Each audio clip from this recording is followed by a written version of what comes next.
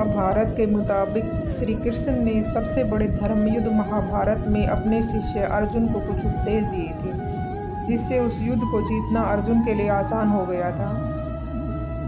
वहीं अगर हिंदू धर्म के इस महान ग्रंथ गीता के उपदेशों को अपने जीवन में सम्मिलित कर लिया जाए तो मूर्ख व्यक्ति के जीवन का भी बेड़ा पार हो सकता है। इसके साथ ही इस महान ग्रंथ गीता में जीवन की वास्तविकता और मनुष्य धर्म से जुड़े उपदेश दिए गए हैं। कई बार ऐसा होता है कि हमें अपनी समस्या का समाधान नहीं मिलता या फिर विपत्ति के समय हमें बहुत परेशान हो जाते हैं। कई लोग तो गुस्से में अपना आपा खो बैठते हैं या फिर अपनी समस्याओं से विचलित होकर भाग खड़े होते हैं। ऐसे में गीता में लिखी गई ये उपदेश हमारी समस्याओं का हल करते हैं और हमें जीवन जीने की कला सिखाते हैं, साथ ही सफल जीवन की प्रेरणा भी देते हैं। भगवान श्री कृष्ण ने महाभारत के युद्ध में अर्जुन को गीता का उपदेश सुनाया, जिसे सुनकर अर्जुन को ज्ञान की प्राप्ति हुई थी। वहीं यह गीता का उपदेश युद्ध भूमि में खड़े अर्जुन के लिए नहीं था, बल्कि यह संपूर्ण मानव जाति के लिए है। और यह उपदेश एक तरीके से लोगों के जीवन में सफलता पाने के लिए अचूक मंत्र भी है। गीता सार के बारे में जो इंसान के भीतरी मन की उठापटक को शांत कर उसे सफल जीवन व्यतीत करने में सहायता करते हैं। मानव शरीर अस्थाई और आत्मा स्थायी है। गीता के श्लोक में भगवान श्री कृष्ण ने मनुष्य के शरीर को महज एक कपड़े का टुकड़ा बताया है, अर्थात एक ऐसा कपड़ा जिसे आत्मा हर जन्म में बदलती है। अर्थात मानव शरीर आत्मा का अस्थाई वस्त्र है, जिसे हर जन्म में बदला जाता है। इसका आशय यह है कि हमें शरीर से नहीं, उसकी आत्मा से व्यक्ति की पहचान करनी चाहिए। जो लोग मनुष्य के शरीर से आकर्षित होते हैं या फिर मनुष्य के भीतरी मन को नहीं समझते हैं, ऐसे लोगों के लिए गीता का यह उपदेश बड़ी सीख देने वाला है। जीवन का एकमात्र सत्य है और वो है मृत्यु। गीता सार में श्री कृष्ण ने कहा है कि हर इंसान के द्वारा जन्म मरण के चक्र को जान लेना बेहद आवश्यक है, क्योंकि मनुष्य के जीवन का मात्र एक ही सत्य है और वो है मृत्यु। क्योंकि जिस इंसान ने इस दुनिया में जन्म लिया है उसे एक दिन इस संसार को छोड़कर जाना ही है और यही इस दुनिया का अटल सत्य है। लेकिन इस बात से भी नहीं नकारा जा सकता कि हर इंसान अपनी मौत से भयभीत रहता है। अर्थात मनुष्य के जीवन की अटल सच्चाई से भयभीत होना इंसान की वर्तमान खुशियों को भी खराब कर देता है। इसलिए किसी भी तरह का डर नहीं रखना चाहिए, गुस्से पर काबू करना चाहिए, क्योंकि क्रोध से व्यक्ति का नाश हो जाता है। इस भगवान श्री कृष्ण ने गीता में के उपदेश में कहा है कि क्रोध से भ्रम पैदा होता है और भ्रम से बुद्धि का विनाश होता है। वहीं जब बुद्धि काम नहीं करती है तब तर्क नष्ट हो जाता है और व्यक्ति का नाश होता है। इस तरह हर व्यक्ति को अपने गुस्से पर काबू करना चाहिए, क्योंकि क्रोध भी भ्रम पैदा कर देता है।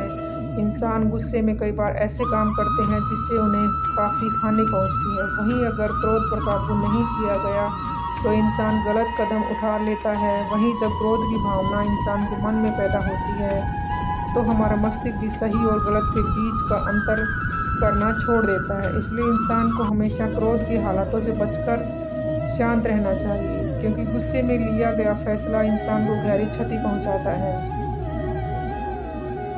व्यक्ति अपने कर्मों को नहीं छोड़ सकता। श्री कृष्ण ने गीता सार में बताया है कि कोई भी व्यक्ति अपने कर्म को नहीं छोड़ सकता है। अर्थात जो साधारण समझ के लोग कर्म में लगे रहते हैं उन्हें उस मार्ग से हटाना ठीक नहीं है, क्योंकि वे ज्ञानवादी नहीं बन सकते। वहीं अगर उनका कर्म भी छूट गया तो वे दोनों तरफ से भटक जाएंगे और प्रकृति व्यक्ति को कर्म करने के लिए बाध्य करती है। जो व्यक्ति कर्म से बचना चाहता है वह ऊपर से तो कर्म छोड़ देता है, लेकिन मन ही मन उसमें डूबा रहता है। अर्थात जिस तरह व्यक्ति का स्वभाव होता है वह उसी के अनुरूप अपने कर्म करता है। मनुष्य को देखने का नजरिया गीता सार में मनुष्य को देखने के नजरिए पर भी संदेश दिया गया है। इसमें लिखा गया है कि जो ज्ञानी व्यक्ति ज्ञान और कर्म को एक रूप में देखता है उसी का नजरिया सही है, और जो अज्ञानी पुरुष होता है उसे ज्ञान नहीं होता कि वजह से वह हर किसी चीज़ को गलत नज़रिए से देखता है। इंसान को अपने मन को काबू में रखना चाहिए। गीता सार में उन लोगों के लिए संदेश दिया गया है जो लोग अपने मन को काबू में नहीं रख सकते, हैं, क्योंकि ऐसे लोगों का मन इधर उधर भटकता रहता है और उनके लिए वह शत्रु के समान काम करता है। मन व्यक्ति के मस्तिष्क पर गहरी प्रभाव डालता है। जब व्यक्ति का मन सही होता है तो उसका मस्तिष्क भी सही तरीके से काम करता है।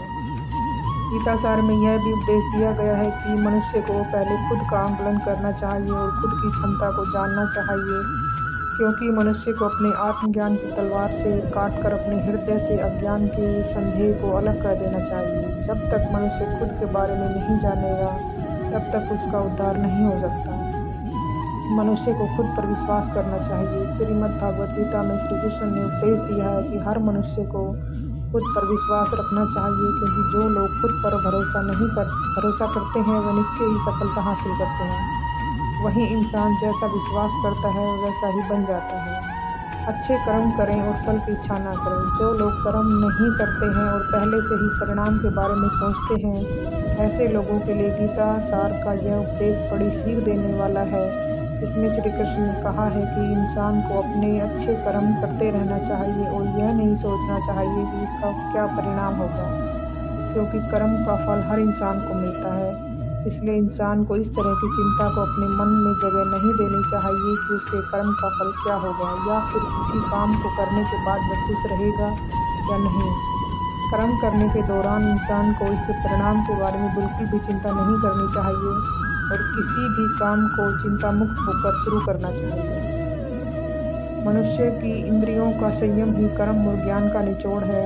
मनुष्य के सुख और दुख में मन की स्थिति एक जैसी नहीं रहती है। सुख में मनुष्य सदा उत्साहित हो जाता है और दुख में वह बेकाबू हो जाता है।